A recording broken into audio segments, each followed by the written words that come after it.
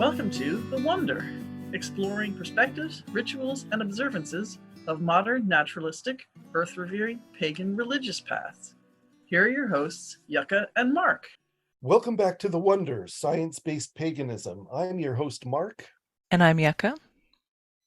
And today we're talking about the summer solstice, the longest point in the year in the Northern Hemisphere, the longest day, the shortest night, and we're going to talk about what that is, what we call it, what some of the metaphorical themes are that go along with it, and some ideas for rituals to do for the summer solstice.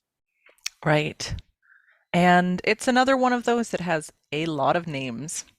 But at least being one of the solstices, we have a name that is pretty common that we can refer to it by, and most people know what we're talking about. Right. Yeah.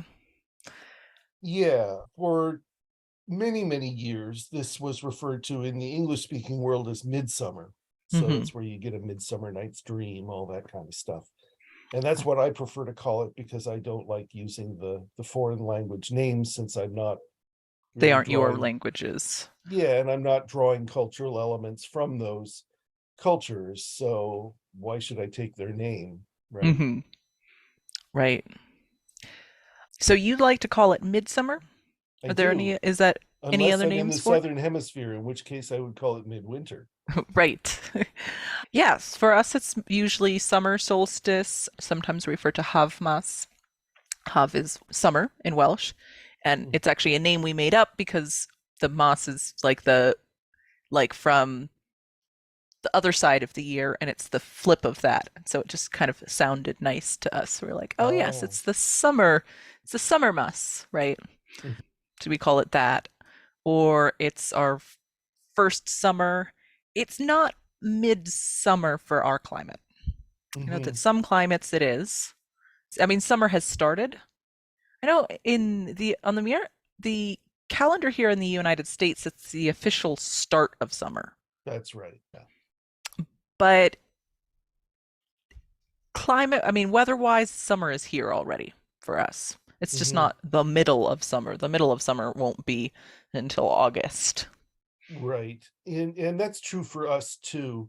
I wrote a blog post at atheopaganism.org recently about the fog cycle, because here in the coastal zone in Northern California, what happens is it gets blazing hot inland, like in the Sacramento Valley, and the air rises and therefore creates a low pressure zone because it's expanded. And so it pulls cool, moisture-laden air in from over the ocean, which precipitates out into fog along the coastal area. So we get this fog cycle, and it's why San Francisco is famous for fog. We get this fog cycle in the summertime, and when the fog cycle starts, it's really kind of the climatic beginning of summer. And that's been going on now for about 3 weeks. Okay. And what will happen is we'll have these gray days, never rains, just gray, overcast. And then eventually it cools down enough that thermal cycle doesn't work anymore. And we'll get a few days of bright, sparkling sun, usually some blazing heat at the end of that, and then it starts the cycle again. Okay. So that's how we know that summer has started here. I like that. Well, for us, we have the monsoons. So in the desert Southwest, much of the desert Southwest has the monsoons, and we've been getting them this year, which is wonderful because we've had quite a few years of just being in terrible, terrible drought. And when I was a kid, the monsoons started earlier. Right? They started back in May and they went all the way through September. But now they really are the end of June, July, August is when they'll come, and we'll get afternoon rain, heavy rain, intense, and then it's gone. But when the rain is coming in, there's the smell of the rain. Yeah. And it's the soil. I think that what's happening is there's soil microbes that are releasing the smell. There's all sorts of things, but it's just there's nothing like the smell of the rain. And I've been in different areas. Different deserts have their own smell, but there's something similar between them, right? If you're in the Chihuahuan or the Mojave, like they have their own, and it's just the most wonderful thing. There's just nothing like it. And right after the rain, there's so much life that just wakes up. We have mosses that go dormant, and then it rains and they wake up and they're this fairy green, just pops of fairy green everywhere. And then a few hours later, they're back to the brown. And it just everything wakes up in a way that is just very different than the rest of the year. So it's just wonderful. And the insects, and one of the really fun things that we love is that after a rain, a day or so after that is when the winged ants will come out. So they send out that generation because they need the soft ground to be able to start the next colony. And it's too hard to dig any other time. So that's when you'll see just the conventions, these parties of the winged ants. And some of the termites do that as well.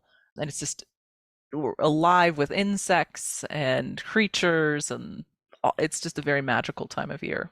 And there's then the dramatic lightning storms that come with the rain too. That's right. Yeah, and the clouds, the incredible, the thunderheads. Yeah, what is it? Cumulonimbus? Is that what it is? Those ones that just go literally miles into the sky, and it's amazing. Yeah. And what I have enjoyed when I've been in the desert Southwest at this time of year is that typically the rains will break right before sunset.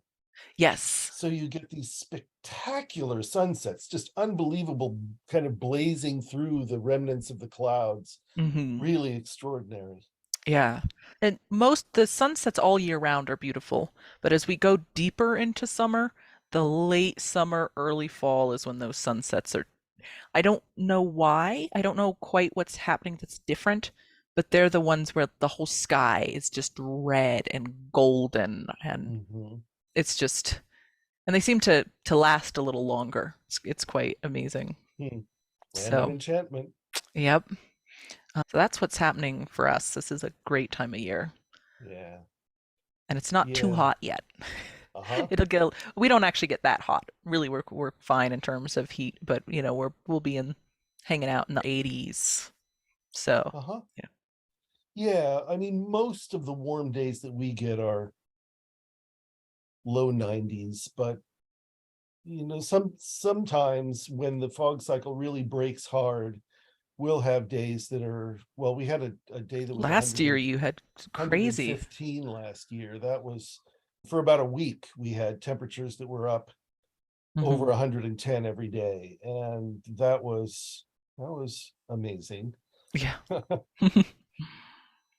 So midsummer and the summer solstice, what are the kinds of things that we think of thematically that go along with this time of year? I mean, we've talked about what's happening in nature.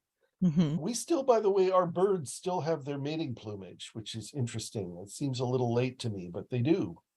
I'm seeing that at our feeders. Ours do as well, although ours we're a little later than you because you warm up so much sooner than we do. Right. So they're still, and I feed mine mealworms, and I see that they're still gobbling up the mealworms. As we get later into the summer, they'll kind of leave that alone, but I put out like a little bowl for them to and so I assume that they're always doing that when they've got the eggs or the real young, the young birds in the nest. So that makes sense. Yeah. Yeah. Our hummingbirds are mostly gone though. There's a few that will hang out in the summer, but they mostly were just a stop for them on their larger journey. See, we have a number of birds that are actually migratory birds, but they don't migrate where we are because it's so benign. They just like it. They're like, they just hang. We have hummingbirds in the middle of the winter, and they're just like, well, if we went anywhere else, it'd be worse than here. So they just hang out. Okay, that's great. Why? I mean, yeah. Speaking of the birds, the kiddos and I took a trip just last week down to Carlsbad Caverns, and we woke up really early in the morning to go watch the bats return. Ooh. So the park is actually open all night. So we got there at like 3:30 or 4 in the morning instead of watching them leave. And so the bats were all coming home, but then there are cave swallows that found the caverns just a few decades ago. Apparently they weren't there before, so now they've made it their home. And so you switch, the bats go in, and then the swallows come out. And so they're also migratory, so they'll go down south, farther south, because, I mean, from my perspective, Carlsbad is already pretty south, but I'm talking about, down into South America for that, and then they'll come back up from like April to October. And they're just incredible creatures as they're swooping around, and when they fly next to you, it's like, sounds like the sky, like a crackle as they like zip past you. So that was really fun to get to see them in the like hundreds. So hundreds of bats replaced with hundreds of these swallow. Wow. That's cool. Yeah. So just a plug for everyone, if you have not been to the caverns, it's unbelievable. They're really unbelievable. You can hike down, but they also have an elevator. So you can get down. So if you are in a wheelchair or have any mobility challenges, like it's really, really accessible. So it's a great experience. Yeah. Now, in terms, we were on themes though, right? So you often see this Wheel of the Year as the life cycle of a human, right? I do, and this time would be full adulthood, like in your 30s, maybe into your mid 40s, kind of at the height of your powers. And that doesn't entirely square with my understanding of this holiday, actually, thematically, because to me, this is the holiday of leisure. In the agricultural cycle, that's kind of what it is. At least it was in European times, and it is where I am locally. Because you did all the planting, but it's not time to harvest. It's been done. Stuff is growing. Not time to harvest yet. So really what you do is lie in a hammock and drink beer or mojitos and just kind of relax. So it's a time for going to the beach and other sort of leisure kinds of activities. And that's what I most associate with this holiday, actually, is not formal rituals so much as just getting outside and having recreational activities that are enjoyable and relaxing. Okay. That's wonderful. How about you? What are the things that you associate with this time of year? Yeah, this is the bugs time of year for us. This is the arthropods, our insects and myriapods, and this is really the time of year in our climate where they really are at their peak and their height, and there's just the wild bees are out, and all kinds of creatures are around. We have, these ones will get a little bit more active later on in the year, but I adore them. We have Carolina wolf spiders here, which are wolf spiders, but they are, several inches across. They're big. They're like the size of a small little tarantula.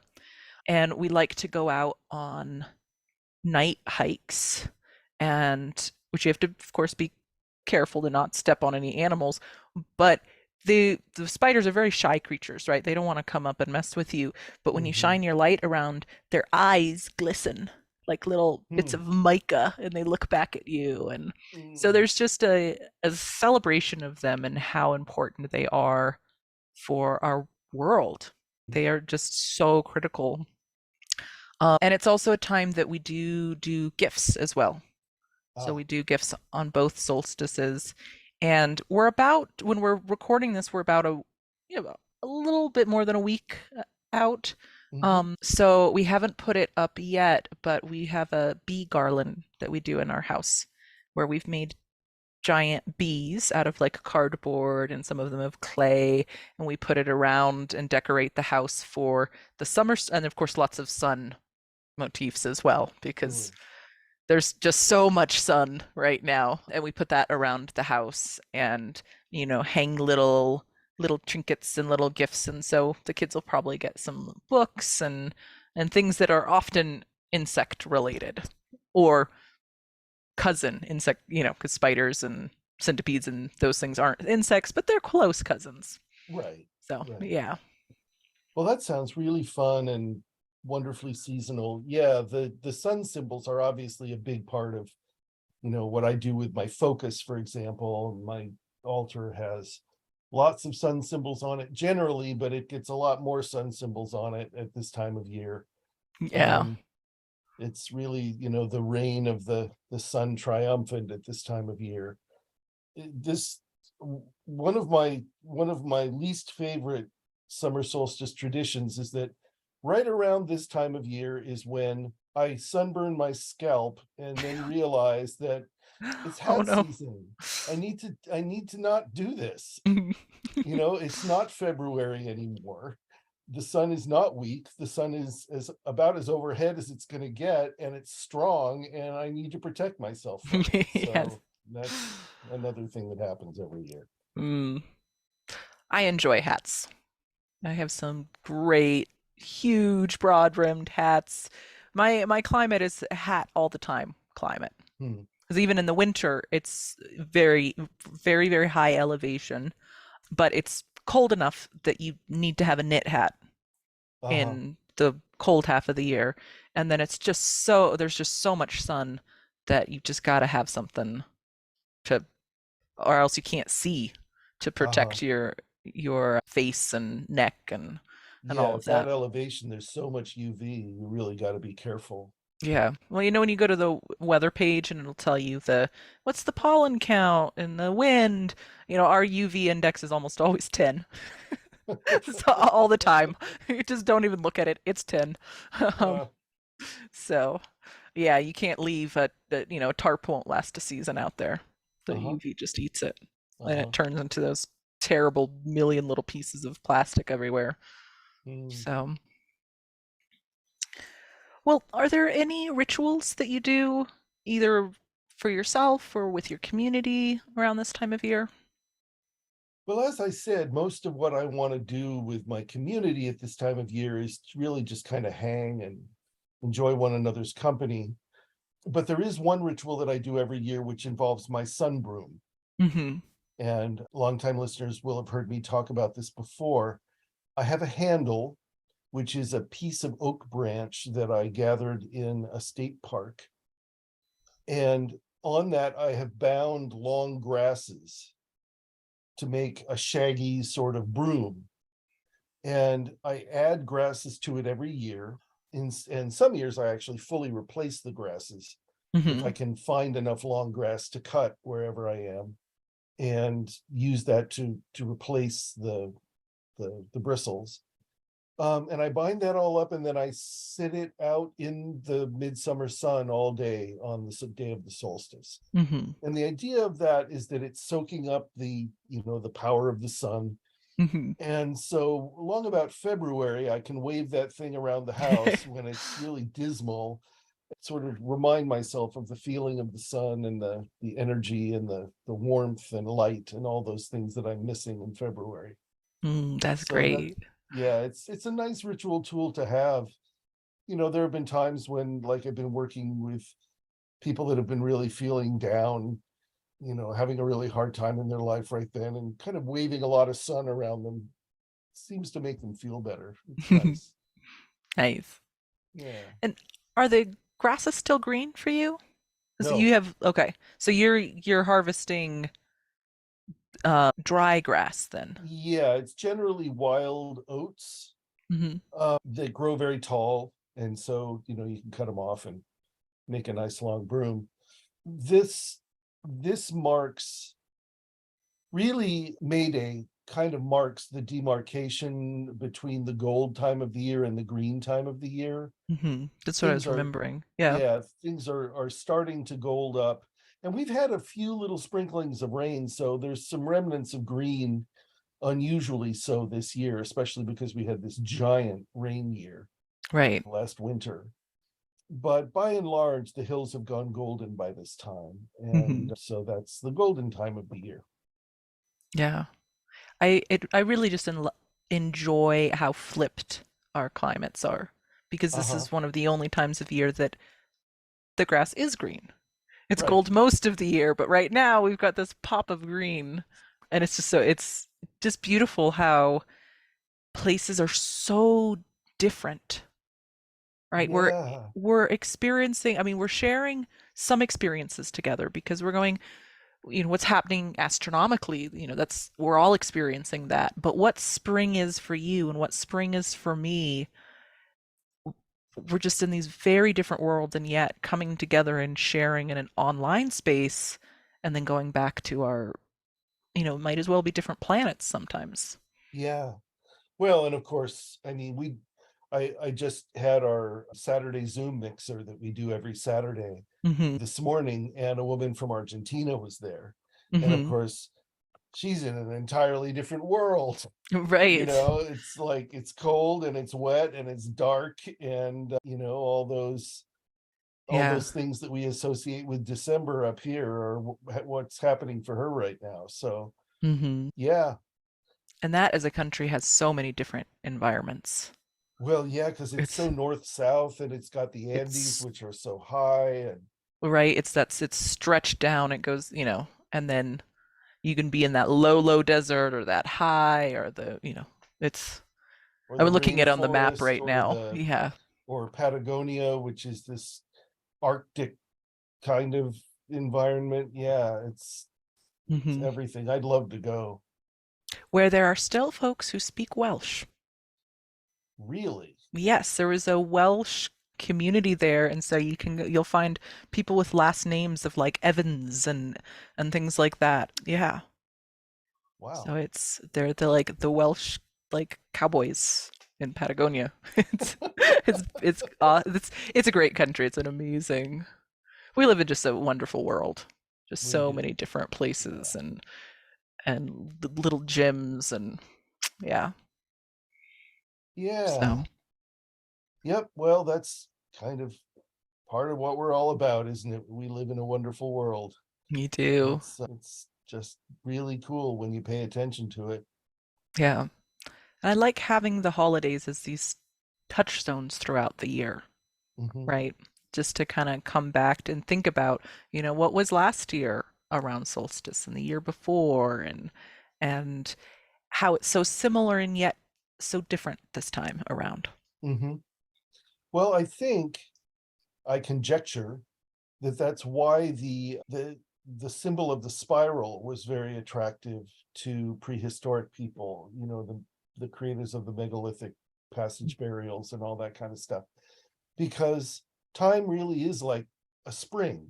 You come around to the same point again, but you're removed from it by a year. So it just kind of iterates around and around and around. Yeah. Always in a different place, and yet in the same place at the same time. So what was I going to do? I know what I was going to do. I was going to close with a poem for the season. Ooh. Let me grab. Sure. This is called Dawn Prayer. Whose warm love flows across the land each day, stirring life, the world's magic, arms yearning up, turning each green leaf to follow. Whose generous balm upon the skin is love's touch, heated fingers soothing, whose roar boils water from ocean to sky, drawing sweet from salt, becoming rain, snow, river, lake, whose fervid beat upon us is deadly, and yet, contemplating cold stars, how we miss it, the golden one, quotidian center of our days, steady companion, sower of treasures great and small, light bringer, life quickener, dazzling, unbearably bright. Hail, oh hail, the magnificent sun. Thank you. My pleasure. I'm awfully fond of that star. I would be really bereft without it. Yes, you and all of us. Yeah. So, well, this was a great talk. And thank you. Sure. Yeah, everyone have a wonderful midsummer or winter. Or midwinter. Mm-hmm. And if you come up with cool ideas for rituals for this time of year, shoot us an email at thewonderpodcastQs@gmail.com. Let us know what you're doing. We're always interested to hear from our listeners. So thanks so much for listening.